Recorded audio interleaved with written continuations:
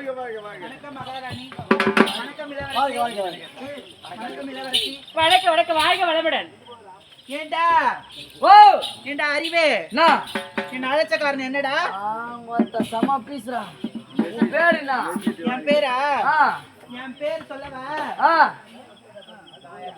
நான் காஞ்சிபுரத்து சிங்காரி, நான் கடும்பு விக்கிற காஞ்சிபுரத்து சிங்காரி, நான் கடம்பு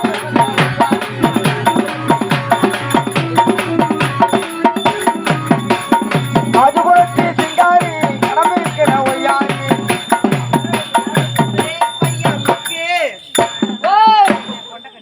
பையா மக்கு சக்கரை கட்டி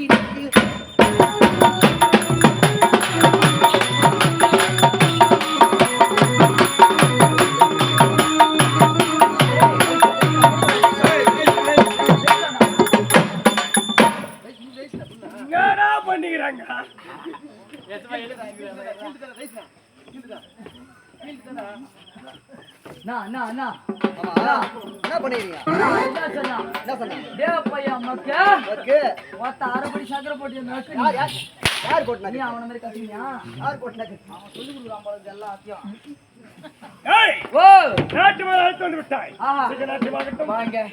என்னடா அது யாரு? நாட்டு இளவரசி அவங்க.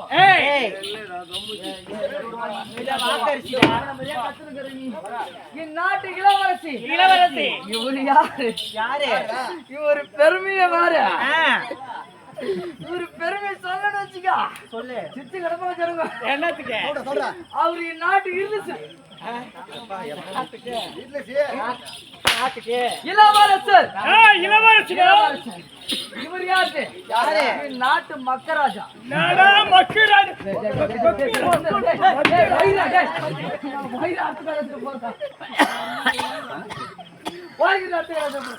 நீ நாட்டு மகாராஜா. இவங்க யாரு? இவங்க தான் பெருமை வேற மாதிரி. இவங்க எங்க அம்மா. நீ நாட்டு மகாராணி. மகாராணி யாரு தெரியல. நான் யாரு? காலையில கல்லு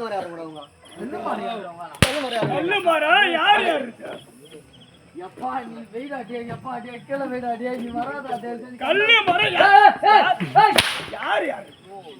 ஓயோ உமா தாடி அறுக்கோ. சரி போனா போட்டோம்.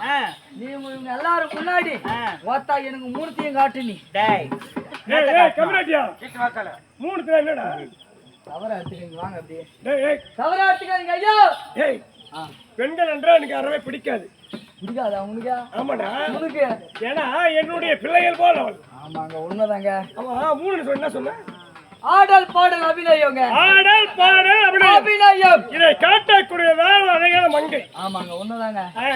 ஆடல் பாடல் அப்படியே விட்டோடு நீ ஆட வேண்டும். மன்னர் மகாராணியை ரசிக்க வேண்டும். ஆமா நீ ஆட ஆட எங்க ஐயாவுக்கு அப்படியே ஒழுகணும். வாயில இருந்து சொல்லு. நீ எடுக்காத. நீ போய் உட்காரு. ஓ நான் காட்டட்டுமா? ஐயோ நீ காட்டு. நீ காட்டதான் பாத்துங்கிறாங்க எல்லாம். அப்படியா? விட்டா பீராஞ்சிருவாங்க எல்லாம். ஆவட்டா தூக்கு. தன்னந்தனி காட்டுக்குள்ள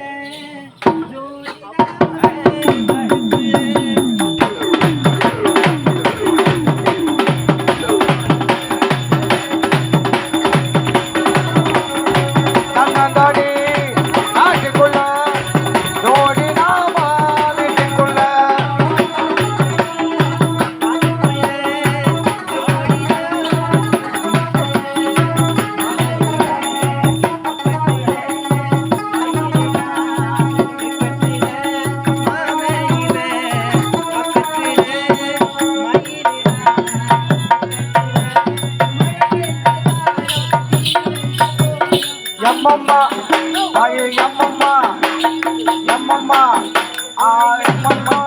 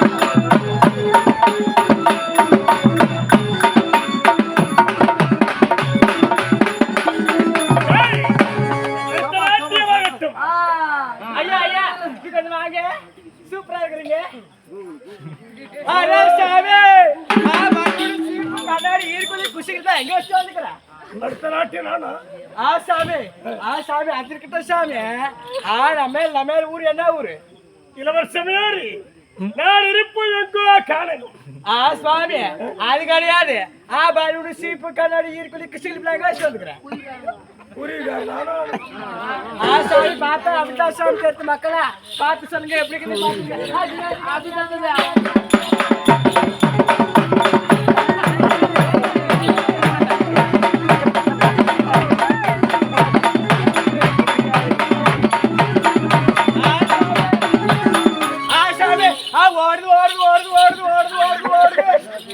எங்க ஓடுது இல்லடா குறிகாரா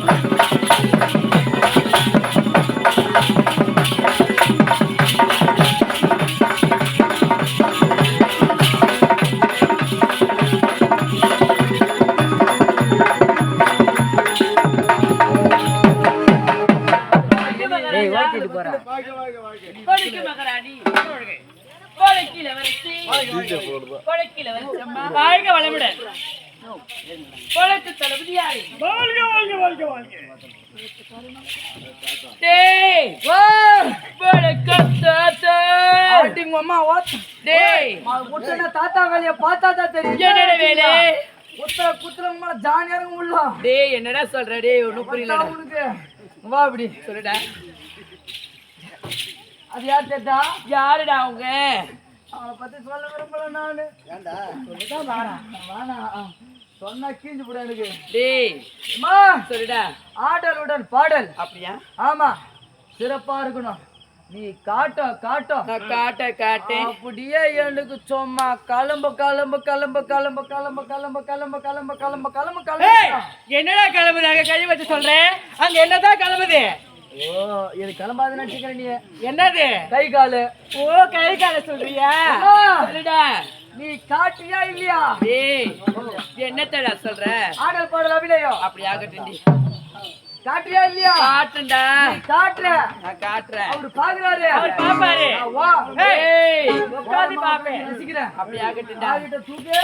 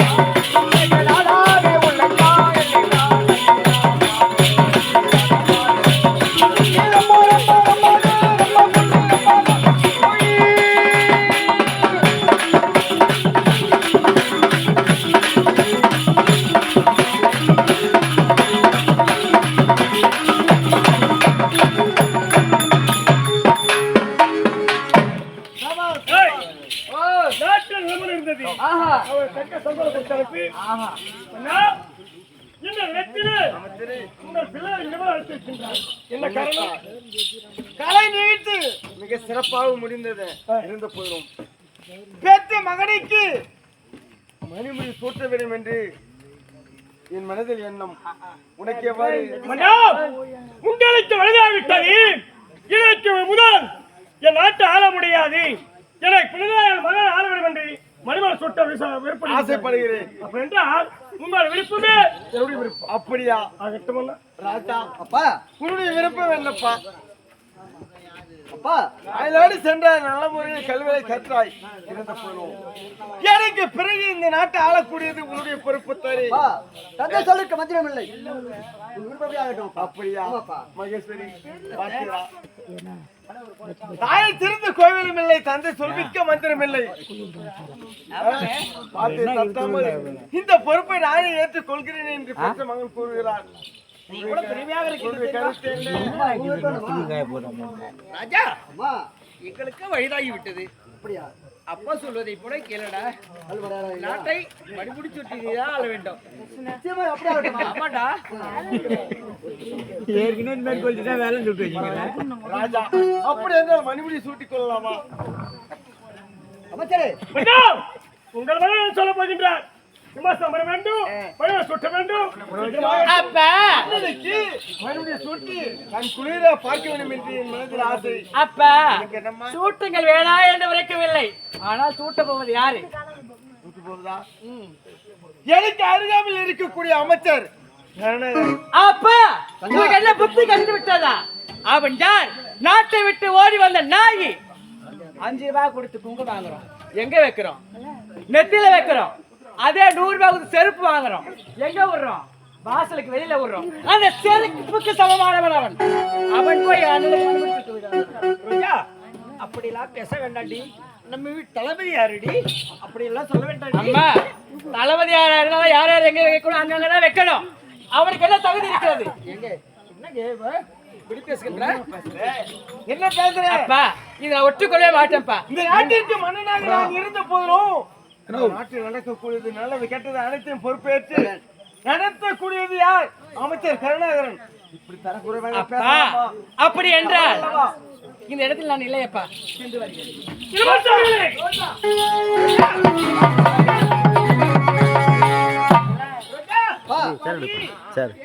மன்னா,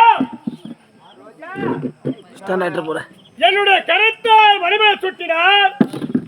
உன்னுடைய மகனுக்கு சம்மதம் கிடையாது. ஏனென்றால் அம்மா நான் எங்கிருந்தோ ஓடி வந்த ஒண்டி வந்தவன். அதனால் எனக்கு படுக்க இடம் கிடையாமல் ஓலை குடிசையில தங்கிக் கொண்டிருந்தேன். ஆனால் இந்த இளவரசர் மணிமணியர் கருத்தால் சுட்டக்கூடாது இளவரசியார் கூறிவிட்டார்கள். அதனால் இளவரசியார் கூறிய விடுங்கள். உங்க கருத்தால் மணிமணி சுட்டுங்கள். எனக்கு ஏழ்வரை குறைந்ததே கிடையாது. உங்க கரத்தால் உட்பிட்டு வரை உள்ளவனத்திற்கக்கூடியவனால் எனக்கு யார் யார்? உங்களுக்கு பிள்ளை போல், எனக்கு பிள்ளை போல் உங்க மகள்கள். அப்படிங்களா? எனக்கு வருத்தம் கிடையாது. நீங்க ஆகட்டும், நல்லவர் செய்யும். அப்படி ஆகட்டும். ஆகட்டும் ராஜா அமரப்பா.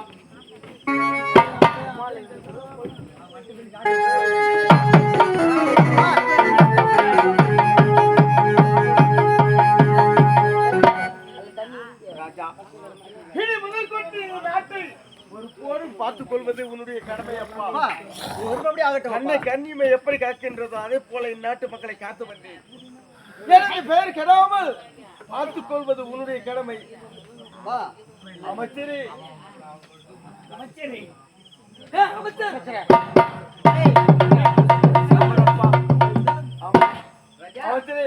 மன்னா, விட்டு விடலாமா? சீக்கிரமாக கல்யாணம் விட்டு விடு.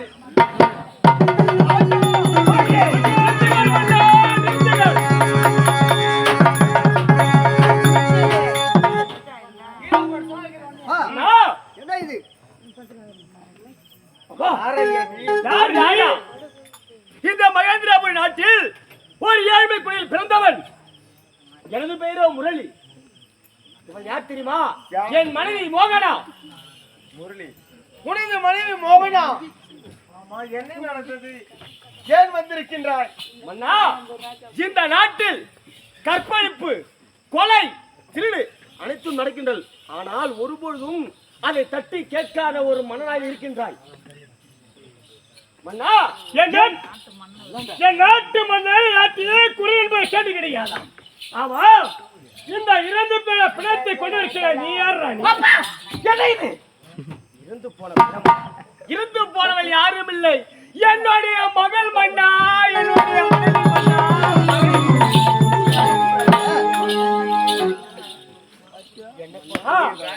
என் மனைவி அதோ தெரியும் பொருட்டாமல் துளத்துக்கு நீரால் சென்றார் குடத்தில். அப்பொழுது என் மனைவியை கற்பழித்து கொலை செய்து விட்டார். என் மனைவியை யார் கொலை செய்தார்கள் சொல்லிவிட்டு இந்த மகனுக்கு என் நாட்டில் ஏதோ ஒரு குறைகள் நடந்தாலும் குற்றம் நடந்தாலும் அதை தண்டிய குடியவன் இந்த கருணாகரன்.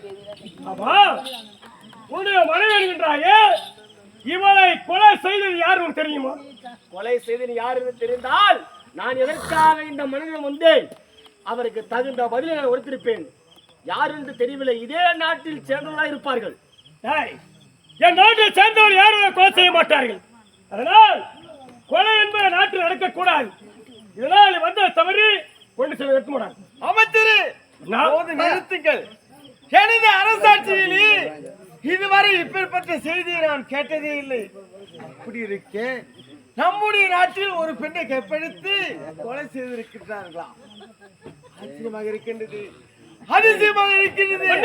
நீதி வேண்டும், நியாயம் வேண்டும் என்று ஓடோடி அரசாங்கத்துக்கு வந்திருக்கிறார். முடிசூட்டு விழாவை நிறுத்த வேண்டும். இதற்கு காரணம் யார்? இப்பேற்பட்ட தவறு செய்தவர்கள் யார் என்று நான் அறிந்து கொள்ள வேண்டும். பொறுப்பை உன்னிடத்தில் ஒப்படைக்கின்றேன். இது யார் என்று கண்டு உணர்ந்து பிறகுதான் அதன் பிறகு முடிசூட்டு விழா. என் நாட்டிலே இந்த கொலையை செய்தவன் யார் என்று கண்டுபிடித்து வரக்கூடியது இந்த கருணாகரன். சரி, மணிமேலை சூட்ட விழாவை நீ நிறுத்தி விட்டீர்கள். ஆனாலும் நாட்டு மக்கள் கேவலமாக பேசுவார்கள். இந்த கொலைக்கு காரணம் உள்ளவன் நான் கண்டுபிடித்து வருகின்றேன். நீங்க நடக்கட்டும். அப்பா, அப்பா, எனக்கு ஒரு டவுட்டாக இருக்கிறது. சந்தேகமா? ஆமாப்பா, எனக்கு சந்தேகமா இருக்கிறது. ஒருவேளை ஏன் அந்த கொலை அவன் செஞ்சிருக்க கூடாது? என்னம்மா கூறுகிறாய்? ஆமாப்பா, எனக்கு வந்திருந்த போதிலும் எனக்கு வலதுகரமாக நின்றவன் அந்த அமைச்சர் கருணாகரன். இதுவரை இப்பேற்பட்ட செய்தி நடந்ததே இல்லை. என்னவோப்பா, அவர் மீது சந்தேகமா?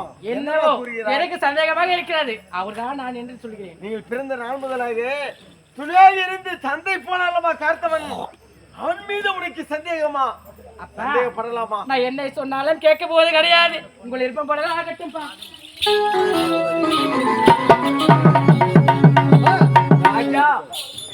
இந்த கொலை மணிமொழி சூட்டி கண் குளிர பார்க்க வேண்டும் என்று ஆசைப்பட்டேன் அப்பா. ஆனால் நின்று விட்டனேன். இருந்த போது இந்நாட்டில் ஒரு தவறு நடந்தால் அதை கட்டி கேட்பது மன்னனுடைய கடமை அல்லப்பா. வருத்தப்பட வேண்டாம். இதற்கு நீதி வேண்டும். ஏழையாக பிறந்தவனாக இருந்தாலும் அந்த முரளிக்கு நியாயம் கிடைக்க வேண்டும். அது யார் என்று கண்டு அவனுக்கு நல்லது நீதி நிலைநாட்ட வேண்டும். அதன் பிறகு உனக்கு மணிமுடி சுட்டுகிறேன். அப்பா வருத்தமே கிடையாதுப்பா. அப்படியா மன்னா? ஆனால் ஒன்று, என் மனைவி இருந்து விட்டால் அவளை கொண்டவள் யாரும் தெரியவில்லை. நிச்சயமாக சொல்கின்றேன், எனக்கு நடந்த நிலைமை நிச்சயமும் உனக்கும் நடக்கும், உன் குடும்பத்திற்கும் சேரும். இந்த ஏழையின் கஷ்டம் ஒரு நாள் நீ அறிவாய். கொடுத்தான் இந்த ஏழை சாபம்.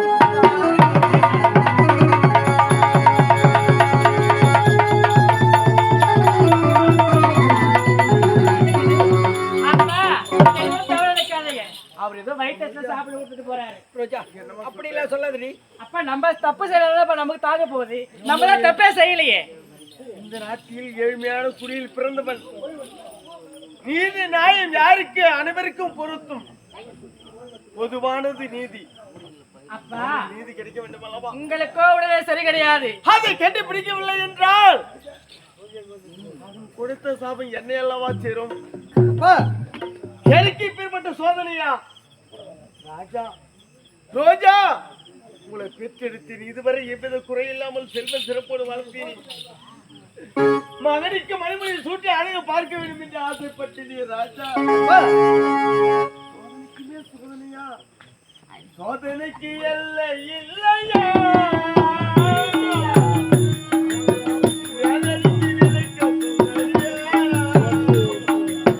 சோதனைக்கு எல்லை இல்லையா? வேதனைக்கு விளக்கம் இல்லையா? சோதனைக்கு எல்லை இல்லையா? வேதனைக்கு விளக்கம் இல்லையா? நான் யாருக்கு என்ன பாவம் செய்தேன்? சோதனைக்கு எல்லை இல்லையா? வேதனைக்கு எல்லை தானையா?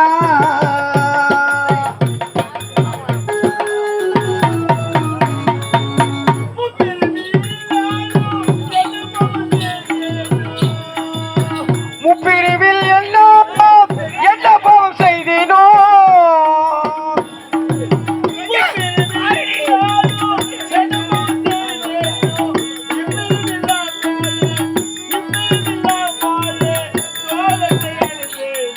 சோதனைக்கு எல்லை இல்லையா? வேதனைக்கு தானையா?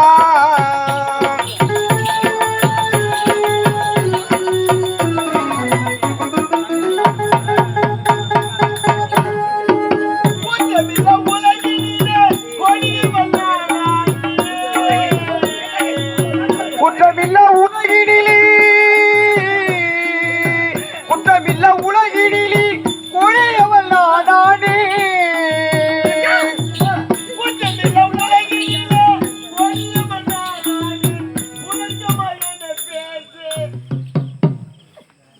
ரோஜா நாட்டு மக்கள் எல்லாம் என்னை பார்த்து ஏளனமாக பேசுவார்களே, இந்நாட்டில் இப்படி ஒரு மன்னனா என்று. குற்றமில்ல உலகினிலே ஒளியவள் நானே. உனக்குமா என்ன பேசு, உனக்குமா என்ன பேசு, காலத்து சோதனையா? சோதனைக்கு எல்லை இல்லையா? வேதனைக்கு தானையா?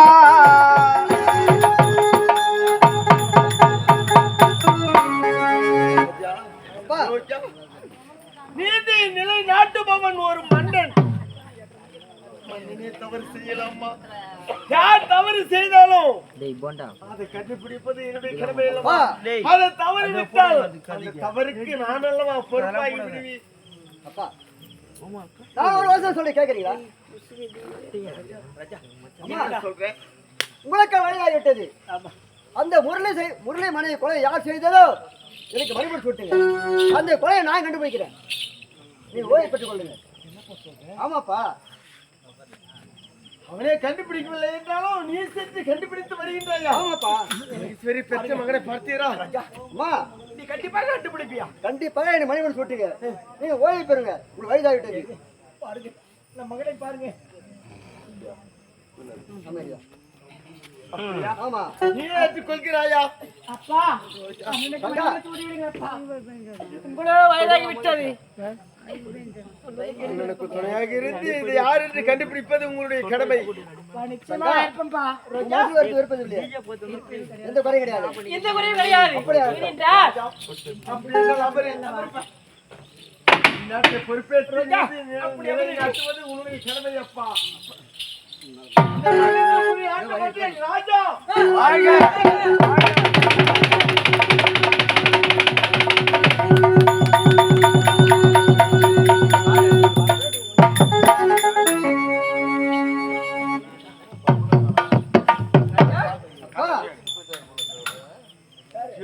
மனம் தளரக்கூடாது. நீதி நிலைநாட்டுபவன் இனி முதற்கொண்டு எது நடந்தாலும் துணிவாகி இருந்து காப்பாற்றுவது உன்னுடைய கடமை. நிச்சயமாகப்பா. சென்று வாங்க சென்று ஓய்வு பெறுங்கள். அப்பா போய் எடுத்துக் கொள்ளுங்க தந்தை.